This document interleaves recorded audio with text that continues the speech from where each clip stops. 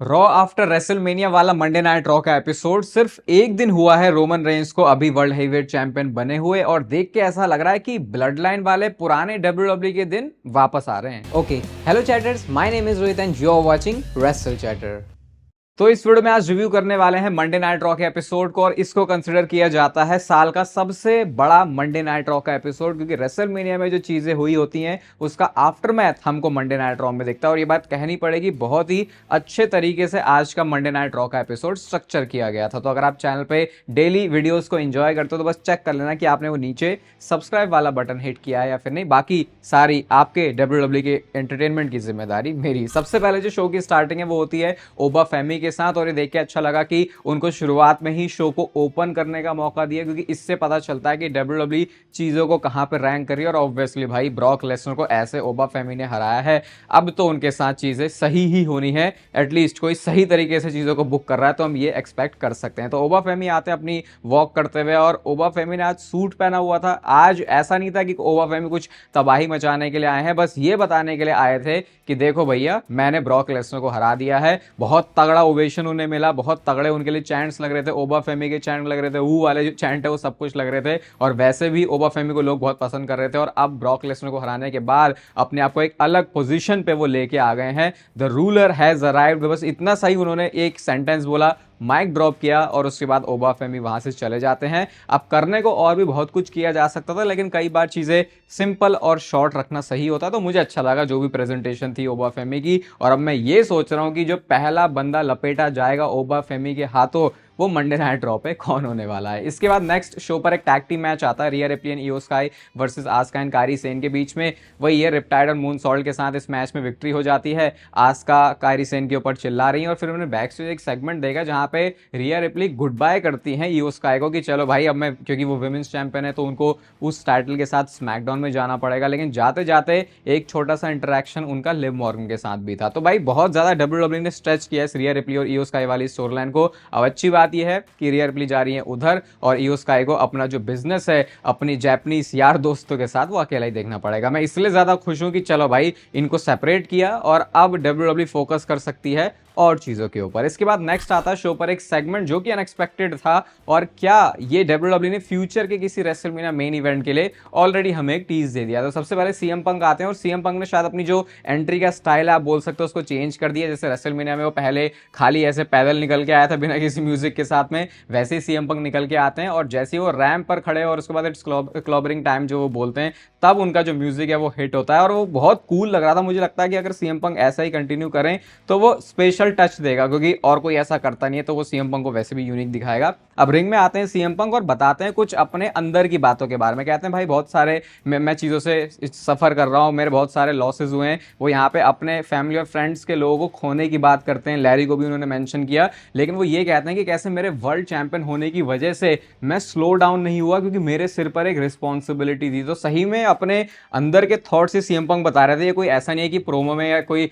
Script करके वो line लेके आए हैं जो कि उनकी किसी स्टोरी लाइन में काम आने वाली है। वो लेजेंड यहाँ पे बताते हैं कि कैसे डब्ल्यूडब्ल्यू फैंस ने उनकी इस चीज में हेल्प करी, और कहते हैं कि अब मैं लास्ट नाइट भी हारा हूं, तो इस लॉस से भी बाहर आने में तुम लोग ही मेरी मदद करने वाले हो। कहते हैं मैं पहले चैंपियन बना था लेकिन फिर मैं हार गया था, लेकिन मैं रेडी था, और उसके बाद देखो चैंपियनशिप मेरे पास आ गई। और कहते हैं कि अगर मैं रेडी ना होता तो इस समय तुम जे ऊसो के साथ हीट कर रहे होते। और जैसी ये बात उन्होंने बोली, पता नहीं ये सीएम पंक ने शॉट लिया जे ऊसो के ऊपर या फिर क्या था, लोगों ने वहां पे बू किया, और उसके बाद खुद सीएम पंक कह रहा है कि अरे अरे तुम बू क्यों कर रहे हो, उसे हीट करना तुम्हें पसंद नहीं है क्या? मुझे तो पसंद है, ऐसे करके सीएम पंक बोल रहे थे। फिर उसके बाद वो कहते हैं कि देखो मैं अभी भी स्माइल इसलिए कर रहा हूं क्योंकि मैं बेस्ट इन द वर्ल्ड हूं, बस मेरी वो नाइट नहीं थी इस वजह से मैं हार गया हूं, और मैं कोई छुट्टी पर नहीं जाने वाला, मैं अभी भी रेडी हूं, क्योंकि पता नहीं कब चैंपियनशिप की जो अपॉर्चुनिटी है वो आसमान से टपक जाए। और जैसे ही ये बात बोली सीएम पंक ने, तभी थीम सॉन्ग प्ले होता है कोडी रोड्स का। कोडी रोड्स को आज एक्सपेक्ट नहीं कर रहे थे हम कि वो मंडे नाइट रॉ में आएंगे। वैसे भी अगर आप जब वो आए और उसके बाद उनकी आंखों को देख के ही पता लग रहा था भाई कि इस बंदे को सही में तगड़ी वाली छुट्टी चाहिए अभी।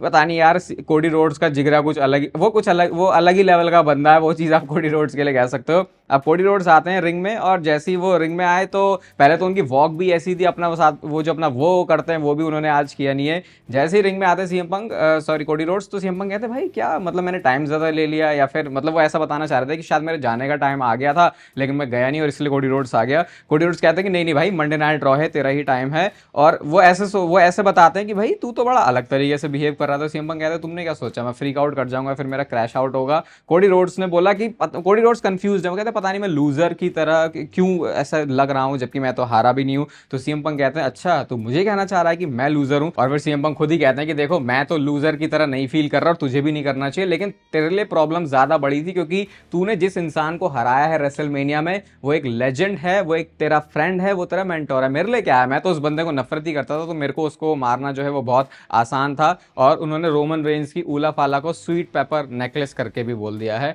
अब खैर ये रिविजिट करने नहीं वाले दोबारा से इस फ्यूड को, तो सीएम पंक कुछ भी बकवास कर सकता है, रोमन रेंज उसको एड्रेस नहीं करने वाले। कहते हैं कि मैं हारा तू जीता, लेकिन एक तरीके से हूं तो मैं लूजर ही। और वो कहते हैं कि heavy is the head that wears the crown, क्योंकि अभी जो चैंपियनशिप है वो सीएम पंक के पास तो है नहीं, वो कोडी रोड्स के पास है। कहते हैं भाई तू चैंपियनशिप बनना ऐसे ही कंटिन्यू रहे और मैं भी रेडी रहूंगा, क्योंकि पता नहीं आसमान से जो चैंपियनशिप के लिए अपॉर्चुनिटी है वो कब टपक जाए। तो ये डायरेक्ट एक टीज ही डायरेक्ट क्या है बता ही रहे हैं कि भाई कोडी रोड्स की जो चैंपियनशिप है अब उस पे सीएम पंक की नजरें हैं। और ये बोल के सीएम पंक वहां से जाते हैं, लेकिन भाई कोडी रोड्स की भी छाती बहुत चौड़ी है। वो कहते हैं जस्ट से व्हेन, मतलब सीधा ही उन्होंने बोल दिया कि बता दे भाई कब तुझे चाहिए, हमें मैच दे सकते हैं। तो मतलब ऐसा लग रहा है कि कोडी रोड्स भी रेडी बैठा है और शायद डब्ल्यूडब्ल्यूई ने या तो बहुत नियर फ्यूचर के लिए इसको प्लान किया होगा, लेकिन अभी देख के तो ऐसा लग नहीं रहा, क्योंकि एकदम से शायद इस चीज को रश नहीं करना चाहेंगे, क्योंकि ये किसी एक बहुत बड़े शो का मैच हो सकता है। बट क्या इसका मतलब ये है कि ये टाइटल कोडी रोड्स के पास अभी रहने वाला है, या अभी इमीडिएट ऐसा कोई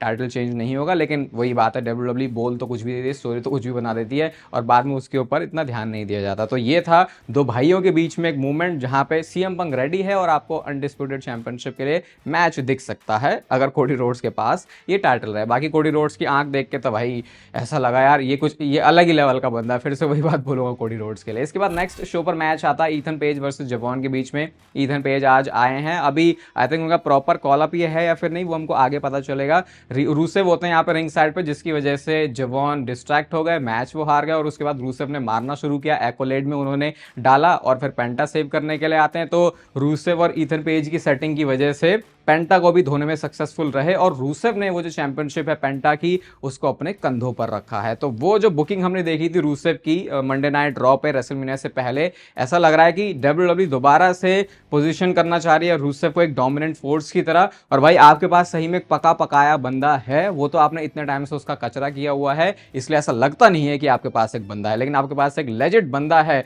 जो कि अपनी टफनेस दिखा के स्टोर लाइन को अच्छा कर सकता है। इसके बाद शो पर नेक्स्ट सेगमेंट आता है जजमेंट डे का। लिव मॉर्गन यहाँ पे आती है, बड़ी वो खुश हैं, लेकिन उनको आज इंटरप्ट किया है सोल रूका ने। सोल रूका आती है तो वो तो तारीफें कर रही है लिव मॉर्गन की, तू मेरी इंस्पिरेशन है, लेकिन लिव मॉर्गन ने बोला कि भाई मेरा सेलिब्रेशन चल रहा था, तुझे आना नहीं चाहिए था, अभी चल निकल जाए यहाँ से। सोल रूका ने भी उसको ले लिया कि भैया मैं लड़ने तो नहीं आई थी लेकिन लड़ने को तैयार हूं मैं। फिर उसके बाद एडम पियर्स आते हैं और यहाँ पे सोल रूका वर्सेस लिव मॉर्गन का मैच ऑफिशियल हो जाता है। और सोल रूका के बारे में आपको बता सकता हूँ भाई, ये बंदी एक कंप्लीट पैकेज है किसी भी वे में। अगर आपको देखना हो कि ये विमेंस डिवीजन को रूल कर सकती है, जितना एनएक्सटी में मैंने सोल रूका को देखा, स्पेशली भाई उनका जो फिनिशर है वो मैच की अट्रैक्शन होता है। और आज भी ऐसा ही था, सोल रूका ने अपना फिनिशर हिट किया, वो तो लिव मॉर्गन उसके बाद गिरते पड़ते बाहर चली जाती हैं, जिसके बाद जारिया यहाँ पे आती है क्योंकि अभी इनकी स्टोरी लाइन चल रही है, कल इनका मैच भी होने वाला है, जिस वजह से फिर ओब्लिवियन फिनिशर लगा दिया लिव मॉर्गन ने इस मैच में और वो जीत जाती हैं। लेकिन मैच खत्म होने के बाद फेस टू फेस मूवमेंट आता है जब स्टेफनी वकैर आ गई हैं लिव मॉर्गन के सामने। तो शायद डब्ल्यूडब्ल्यूई अभी इस फील्ड को और आगे चला सकती है। और ये भी इस मैच के बारे में भी हमको कुछ एक बात पता चली कि मैच रेसलमेनिया में शॉर्ट इसीलिए था क्योंकि दोनों सुपरस्टार 100% नहीं थी, तो इसीलिए इस मैच को शॉर्ट रखा गया। तो शायद उस कमी को कुछ पूरा करना चाहते हैं और इनकी जो फ्यूड है वो आगे भी दिखेगी, मतलब फेस टू फेस हुआ है तो शायद यही मतलब है। नेक्स्ट हमको ब्रॉक लेसनर का एक वीडियो पैकेज दिखता है और इस पूरे वीडियो पैकेज में जो भी करियर में हुआ है ब्रॉक लेसनर के वो हमको दिखाया गया। और आज की मंडे नाइट रॉ पर ब्रॉक लेसनर नहीं थे, ओरिजिनली उनको एडवर्टाइज किया था इस वाले एपिसोड के लिए, लेकिन card is always subjected to change, वो चीज डब्ल्यूडब्ल्यूई ने चेंज कर दी है। और क्या हमको पता चला आज ब्रॉक लेसनर के स्टेटस के बारे में, तो भाई अगेन वो जो रिटायर वर्ड है वो फिर से यूज नहीं किया, ना रिटायरमेंट के बारे में बात करी, बस ये बोला कि हाँ भैया अपने जो जूते हैं उसको लटका दिया। मतलब ये प्रोफेशनल रेसलिंग में टर्म होती है कि हाँ रिटायरमेंट को अगर दूसरे तरीके से बोलना हो तो वो ये बोलते हैं, लेकिन जैसे फीचर कर रहे हैं भाई क्लियर ऐसा लग रहा है कि इतना तो सिंपल नहीं है कि ब्रॉक लेसनर ने रेसलमेनिया में रिटायरमेंट ले लिया। अभी इसके बारे में शायद और भी हमको कुछ पता चलना बाकी है, लेकिन आज के शो से भी वो क्लैरिटी नहीं मिली है जैसे हमको रेसलमेनिया में देख के लगा था कि रिटायर हो गया ब्रॉक लेसनर। कुछ कुछ यहाँ पे वो वैसी फीलिंग है। अभी क्लैरिटी दोनों ही चीज़ों को लेके आप बोल सकते हो। अगर आप ये बोलोगे कि भाई कैसे कह रहे हो कि वो रिटायर नहीं हुए, उसके बारे में भी कुछ नहीं कह सकते। कैसे कह रहे हो कि वो रिटायर हो गए, उसके बारे में कुछ नहीं कह सकते, क्योंकि रिटायर जैसी चीज़ WWE ने ऐसे हेडलाइन करके बताई ही नहीं है, और WWE मैं मान ही नहीं सकता कि वो चीज़ नहीं करती। तो अभी भी कंफ्यूजन है इसके अराउंड। अभी शायद हमको थोड़ा और वेट करना पड़ेगा ब्रॉक लेसनर के स्टेटस के बारे में ज़्यादा जानने के लिए। और इसके बाद जो सीधा अगला ही सेगमेंट था वो था विजन का, जहाँ पे पॉल हेमन आते हैं विजन के साथ में और कहते हैं मैंने अपनी जो पूरी स्पीच है उसको प्रिपेयर किया था, और कहते हैं मेरा रेसलमेनिया का जो फेवरेट पार्ट होता है वो है एक्सपेक्ट दी अनएक्सपेक्टेड। और उसके बाद कहते हैं वो जो मूवमेंट था रेसलमेनिया का वो हमेशा ही मेरे दिलो दिमाग में रहने वाला है।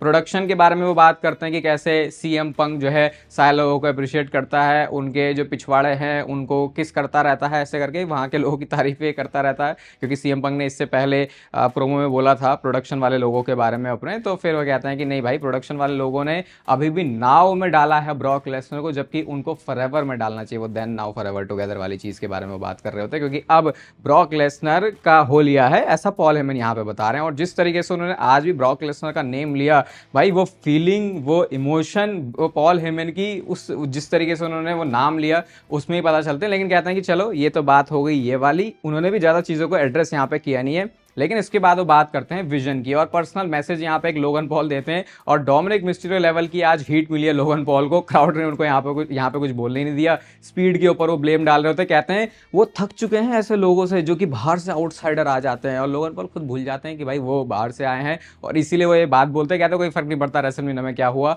हमारे पास स्टिल चैंपियनशिप है। और फिर पॉल हेमन ने यहाँ पे गुंथर के वो मैग्निफिसेंट फेवर के बारे में बात करी कि कैसे उसने सेथ रॉलिंस को धो दिया था, और मैं ओ करता हूं उसे, तो इसका हिसाब किताब भी करेंगे। और उसके बाद फिर इंट्रोडक्शन होता है ब्रॉन ब्रेकर का। ब्रॉन ब्रेकर आते हैं, और वैसे ब्रॉन ब्रेकर बहुत टैन होके आते हैं, लेकिन आज वैसे ब्रॉन ब्रेकर नहीं थे, तो शायद उन्होंने अपना जो रियल लुक है उसको लाने के बारे में सोचा है। कहते हैं अभी से ठीक 1 साल पहले, और हाँ, रॉ आफ्टर रेसलमेनिया में ही लास्ट ईयर ब्रॉन ब्रेकर का टर्न हुआ था सेथ रॉलिंस के ऊपर। कहते हैं कि मैं लीडर बन गया था विजन का, क्योंकि सेथ रॉलिंस के बस की कुछ भी नहीं थी, और मेरा फेवरेट पार्ट रेसलमेनिया का था सेथ रॉलिंस के रेसलमेनिया को रून करने का। और अगर सेथ रॉलिंस तू देख रहा है तो यहां से मैं तेरी जिंदगी जो है अझेल करने वाला हूं, तुझे मैं बर्बाद करने वाला हूं। इतने में ही सेथ रॉलिंस आते हैं पीछे से, उन्होंने स्टील चेयर से ब्रॉन ब्रेकर के ऊपर अटैक किया, लेकिन क्योंकि 3 बंदे हैं तो भारी पड़ गए। लेकिन एक सरप्राइज मिलता है हमको यहाँ पे कि स्ट्रीट प्रॉफिट्स वापस आ गए हैं, और शायद अब ये टैग टीम चैंपियनशिप के लिए ही जाने वाले हैं। कभी भी WWE ने सही तरीके से स्ट्रीट प्रॉफिट्स पे ट्रिगर पुल नहीं किया, और जब आप किसी सुपरस्टार्स को ऐसे ड्रैग करते रहते हो, उनके साथ कुछ स्पेशल नहीं करते,